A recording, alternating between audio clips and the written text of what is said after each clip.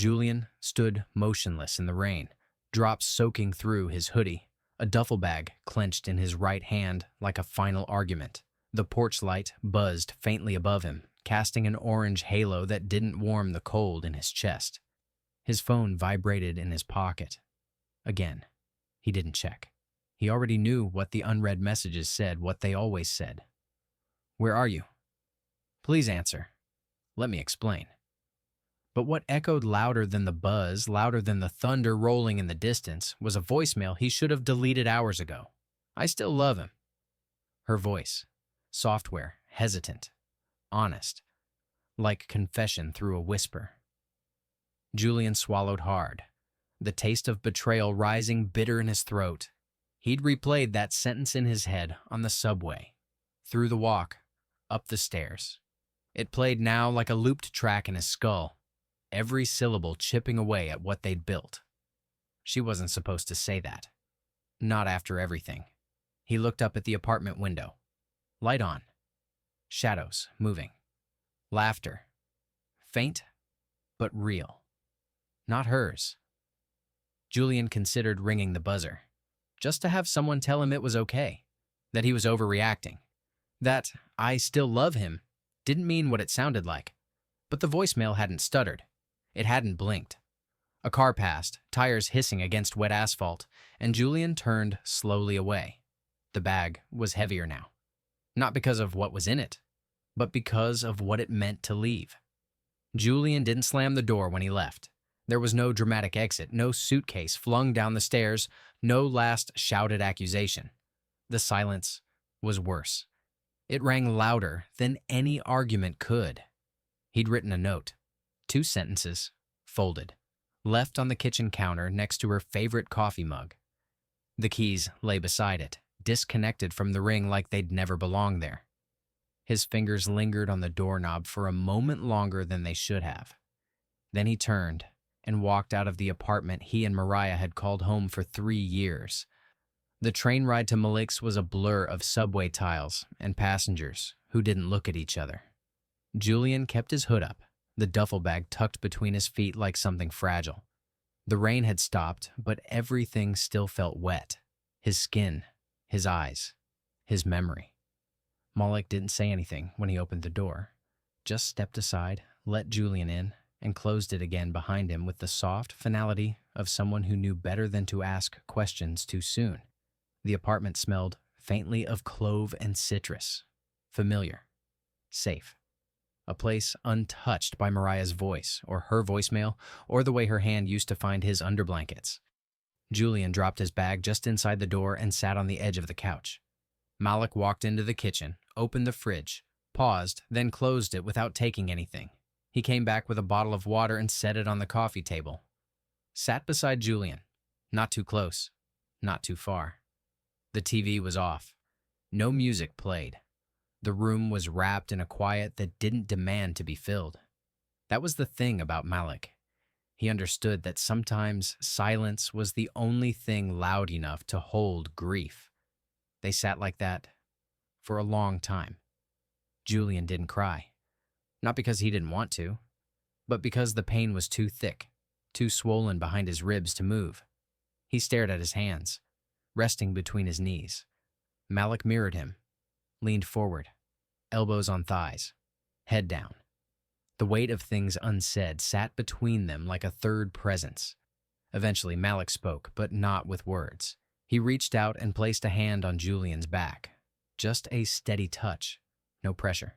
No demand. Like grounding a wire to stop it from sparking out. Julian's shoulders sagged under it, the first movement he'd made since sitting down.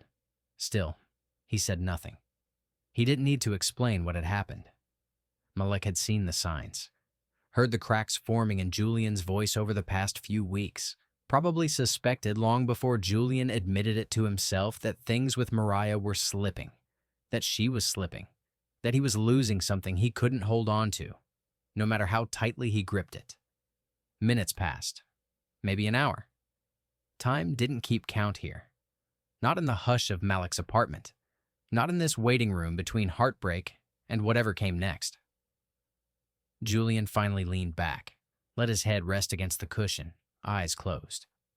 Malik didn't move. They stayed like that. Two friends in silence, surrounded by the pieces of what Julian couldn't say and what Malik didn't need to hear to understand. I still love him. The words echoed like a siren in Julian's mind, refusing to fade. Even now, curled up on Malik's old sectional with a blanket that smelled faintly of detergent and yesterday's cologne, it was all he could hear. Not the hum of the fridge, not the soft tick of the wall clock. Just that one sentence over and over, like the world had hit pause the moment she said it. It had been in the car. A quiet ride, thick with unspoken tension, on the way back from visiting her friend at the hospital. That was supposed to be the hard part, sitting in that sterile room, watching someone else fade. But the hardest part had come in the parking lot. They hadn't even been arguing. That's what haunted him most. It wasn't born of a fight. It came out soft, quiet, almost like she didn't mean to say it aloud. I still love him. Julian had turned toward her slowly, confusion knitting across his brow. What? Mariah stared straight ahead, hands clenched at 10 and 2 on the steering wheel. Her voice shook just enough to give her away. I didn't mean to say it, she whispered. But I guess I needed to. He hadn't spoken. Couldn't. He just sat there, stunned. The kind of silence that doesn't ask for clarification because it already understands. She didn't try to explain. She didn't take it back. And that was it.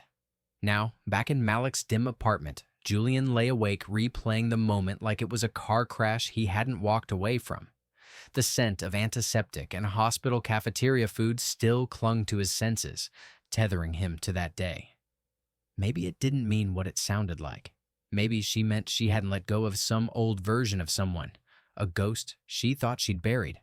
But if that was true, why did her voice sound so real? Julian rolled onto his side, the couch groaning beneath him. He reached for his phone, not to read the messages, but to make sure it was still buzzing. It was. Another one lit the screen. Mariah. He didn't open it. The vibration stopped. The silence that followed didn't feel like peace. It felt like freefall, like the moment after the slip before you hit the ground. What could she possibly say now that would undo those 4 words? I didn't mean it. It's not what it sounds like. It's complicated.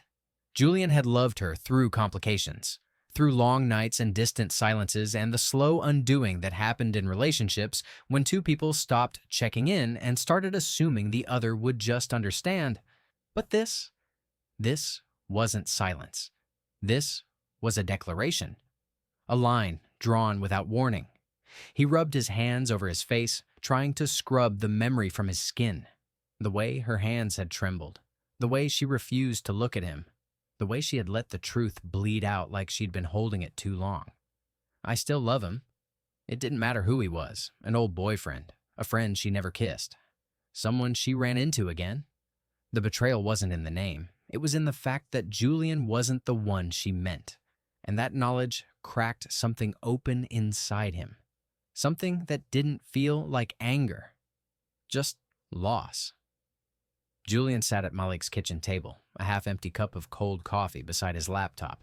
The screen glowed with tabs, banking apps, joint accounts, streaming services, bills, with both their names in the corner. It was like trying to unravel a knot that had grown tighter every year they were together. The first click was the hardest. He stared at the shared checking account for a long time before hovering over the Remove Authorized User button. Mariah's name blinked back at him. So familiar, so constant. Not just a name, a part of his daily rhythm. Grocery lists, rent payments, Venmo notes with dumb inside jokes. He clicked. There was no dramatic confirmation, no sound effect to mark the break, just a small refresh. A name gone. He moved on to the Netflix password they'd shared since their second date, the same account she'd once filled with romantic comedies and true crime documentaries. He paused at her profile icon, still a cartoon fox, still untouched, delete, Amazon Prime, Spotify Duo, health insurance, emergency contact forms at work. He hadn't realized how deeply she'd been woven into every practical corner of his life. Love wasn't just dinners and whispered dreams. It was being listed under in case of emergency. And now, with every step, he was rewriting that. Each name he removed felt like a tiny cut. Not sharp, not loud, just steady, clean, necessary. But with each one came a breath of clarity, a return to himself. She had been everywhere. Now, he was learning to be alone again. The first voicemail came at 2:14 a.m. Julian didn't answer. He didn't even wake until the sun was already pushing through the blinds at Malik's place. But when he saw the missed calls, 4 of them, and the blinking voicemail icon, a chill crept in. By noon, there were 9 more texts, 2 voicemails, an email. He didn't plan to listen, but curiosity is a cruel, traitorous thing. The first message was breathless. "Julian, please, just call me back, please. I didn't mean for it to come out like that. It's not what it sounds like. Can you just talk to me?" He deleted it before it ended. The second was quieter, slower. "I panicked, okay? I didn't even know I still had those feelings until I said it. I didn't plan any of this. I love you, Julian. I do." But her voice cracked on that final "I do." And he heard it. Not just the desperation, but the truth buried beneath it. The kind of truth people say when they're cornered by their own guilt. The third message, he let play all the way through. "I keep thinking about that night we painted the kitchen. Do you remember? You got paint on your eyelashes, and we ordered Thai food and watched that terrible sci-fi movie. I keep remembering little things. Your laugh, the way you used to hum while doing the dishes. I don't want to lose that. I don't want to lose you." Julian stared at the wall. Nostalgia was a tempting drug. It made the past feel golden, even when it was cracked. But he didn't need memories to remind him what was real. Because real love didn't fumble truth like that. Real love didn't whisper, "I still love him," and leave you gasping for air beside them in a parked car. He listened to one more message. A final voice, low and flat with resignation. "Maybe you'll never call back. Maybe I deserve that. I wanted you to know I'm sorry. For everything." Julian closed his phone and set its screen down. He didn't feel relief. Not exactly. But he didn't feel confused either. He knew now. The words couldn't be undone. Her apologies couldn't erase the fracture. They only confirmed it. Love could survive many things. Fights, silence, distance. But not dishonesty. Not that kind. And while part of him still ached to go back to fix it, to pretend the moment never happened, another part, the quieter part, was starting to feel certain. Some things break because they were already breaking. And now he was finally done trying to hold the pieces together. Julian wasn't sure why he agreed to meet Riley. Maybe it was curiosity. Maybe it was closure. Maybe it was because her text hadn't tried to fix anything. It had simply said, "I think you deserve the truth." Coffee? So here he was, sitting across from Mariah's younger sister at a quiet cafe tucked between a used bookstore and a dry cleaner, far from the neighborhood he'd once called home. The hum of conversation and clink of ceramic cups filled the space, but between them sat a stillness, heavy and waiting. Riley stirred her tea twice, then set the spoon down like it took effort. "She doesn't know I reached out," she said finally, not meeting his eyes. "I didn't come to defend her." Julian said nothing. He just nodded once, inviting her to keep going. Riley took a breath. "I don't know when it started exactly, but it wasn't just one moment. It was a slow slide. Texts at first, messages she deleted, then calls when you weren't home. She told me it didn't count because it was emotional, not physical." She finally looked up. But it was something, Julian. It was real, and she let it grow. Julian's jaw tensed, but he didn't flinch. Somewhere deep in his gut, he'd already known. You don't hear "I still love him" out of nowhere. That kind of feeling doesn't fall from the sky. It builds in shadows. "How long?" he asked, voice low. "Months," Riley said. "Before the hospital." Before she said it out loud. She didn't want to admit it to herself, let alone to you. But I saw it. I tried to talk to her. She just kept saying it was harmless. Julian gave a short, hollow laugh. "Yeah, harmless." Riley looked pained. "I'm not saying this to hurt you. I've watched you love her for years, and you were good to her. And I think she got used to being loved like that. So used to it, she didn't realize she was breaking something sacred." Julian stared at the foam settling in his untouched coffee. I keep wondering if it would have hurt less if she had cheated outright, he said, almost to himself, instead of letting it rot from the inside, like I was living in something already dead. Riley didn't respond immediately. Then, gently, she wasn't trying to be cruel, but she was selfish. She wanted safety and fantasy at the same time. Julian nodded. It was the most honest sentence he'd heard in weeks. Riley leaned back, her expression soft but steady. I don't expect you to forgive her, and I'm not asking you to.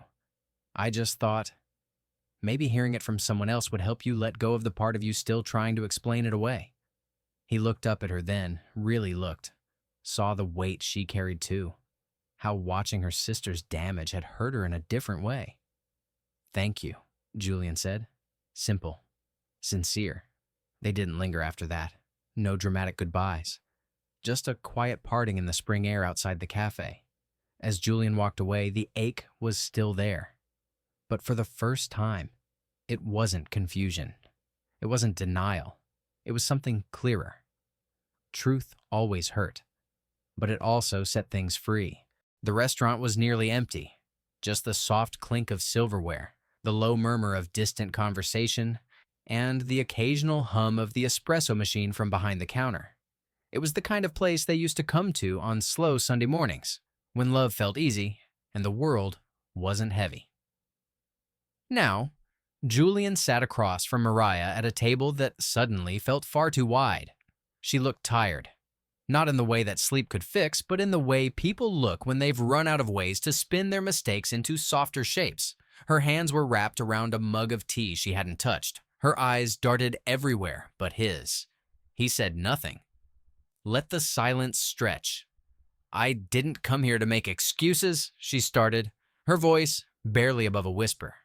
Julian raised an eyebrow, calm but unreadable. Okay, she hesitated. But I still feel like I need to explain. You've explained, he said quietly. With your words, with your silence, with everything you chose not to tell me. Mariah's face crumpled slightly. It wasn't supposed to go that far. I didn't even realize what I was doing at first. It just happened. Julian leaned back in his seat. It didn't just happen. You made choices. And every time you didn't tell me, that was a choice too. I didn't want to hurt you. You did. She flinched. I know, she whispered, eyes wet. I know I did, and I hate myself for it. I wake up every day wishing I could take it back. Julian looked at her then, really looked. Not with anger, not with bitterness, but with a kind of deep, exhausted clarity. He'd loved this woman with every corner of his heart. He'd planned a life with her. He'd held space for her joy and her grief, and she had stepped out of that space without telling him. He wasn't there to punish her. He was there to release her. He reached into his coat pocket and pulled out a folded piece of paper. Neatly written. Folded once. He slid it across the table. Mariah looked at it like it might burn her fingers. What is it? She asked. Closure, Julian said. Everything I wanted to say. Everything I won't carry anymore. You're really done. He nodded. Yeah, I am. Mariah opened her mouth as if to beg again, to dig through the wreckage for something worth saving. But all that came out was a breath, a surrender. Julian stood, gently placing his napkin beside his untouched plate. I hope you figure out what you're looking for, Mariah. I really do. She looked up at him, eyes red, lips trembling. Julian. But he didn't wait for whatever came next. He turned and walked out into the fading light of early evening, the door swinging shut behind him with the softest click. Outside, the air was cool, clean. He didn't look back. He didn't need to. Some endings don't come with explosions. Some just come with peace. And peace, finally, was enough. The envelope arrived 2 weeks after their final conversation. No return address, just his name in Mariah's familiar handwriting. Slanted, looping, the same way she used to sign notes left on the fridge. Julian sat on the edge of his new bed, the envelope resting in his lap like something delicate. He debated leaving it unopened. He didn't need more words, didn't need another apology. But something in him, the part that still believed in finishing things cleanly, told him to read it. He opened it slowly. Her handwriting filled the page, slightly uneven, as though written in a rush of emotion. It wasn't elegant, but it was honest. Julian, I've rewritten this letter a dozen times, but every version felt dishonest until now. So here it is, without polish. I broke us. I know that. I knew it the moment I said it out loud. I still love him. And even as I said it, I hated the truth of it. Not because I loved him, but because I no longer knew how to love myself in what we had. Tobias wasn't about love. He was about escape. He made me feel untethered, like I didn't have to be anyone's anchor. That freedom was intoxicating, but it was also cowardice. You gave me stability, loyalty, a real home, and I mistook that steadiness for something I needed to outrun. I'm sorry for not realizing how precious it was until I'd ruined it.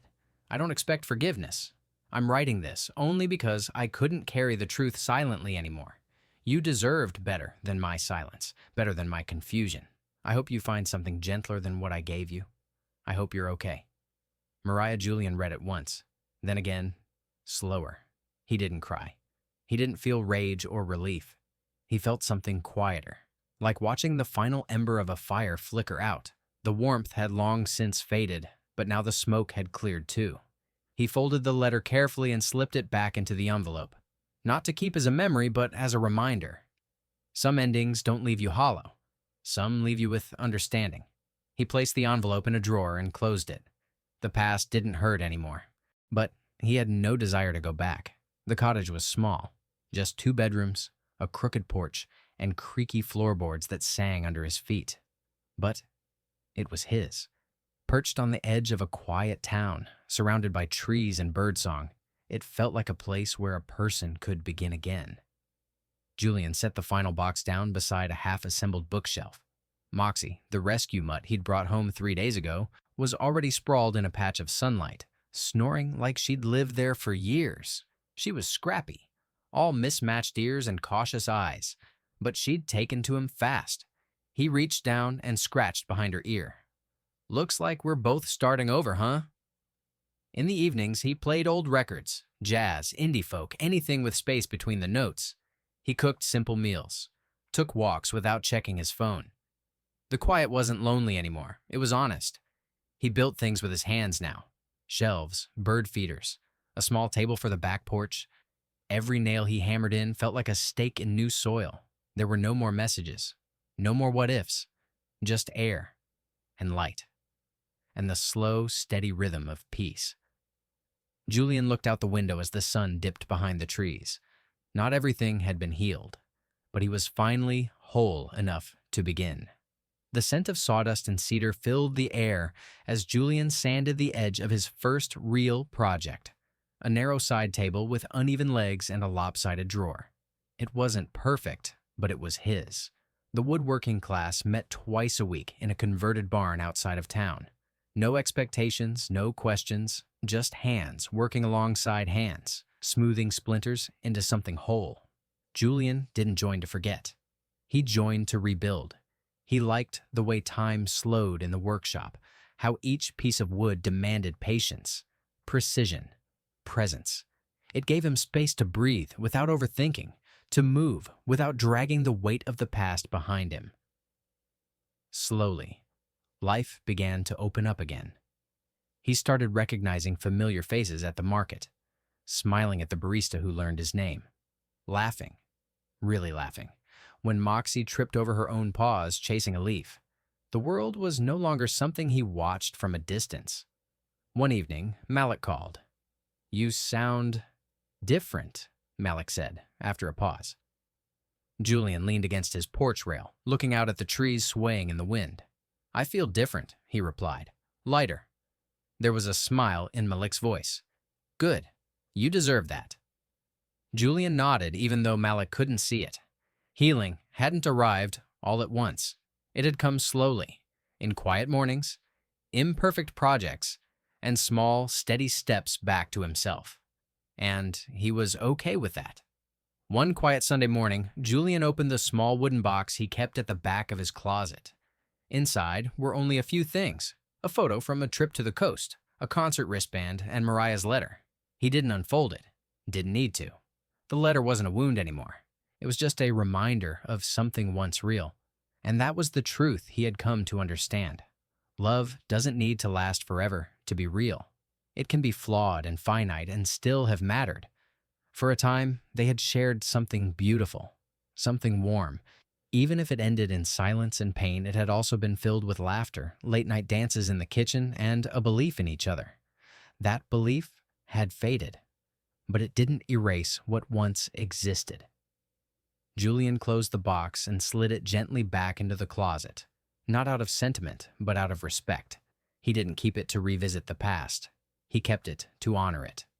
Outside, Moxie barked at a squirrel, her tail thumping with wild energy. Julian smiled and stepped out into the light. He didn't feel haunted anymore. Not by what was said, not by what was broken. Forgiveness had come. Not as a grand gesture, but as a quiet acceptance. Letting go didn't mean forgetting. It just meant releasing the need to carry the weight. And as he walked through the trees, the air cool and full of birdsong, Julian knew closure wasn't an end. It was an opening. A life, no longer stuck in pause, finally pressing play.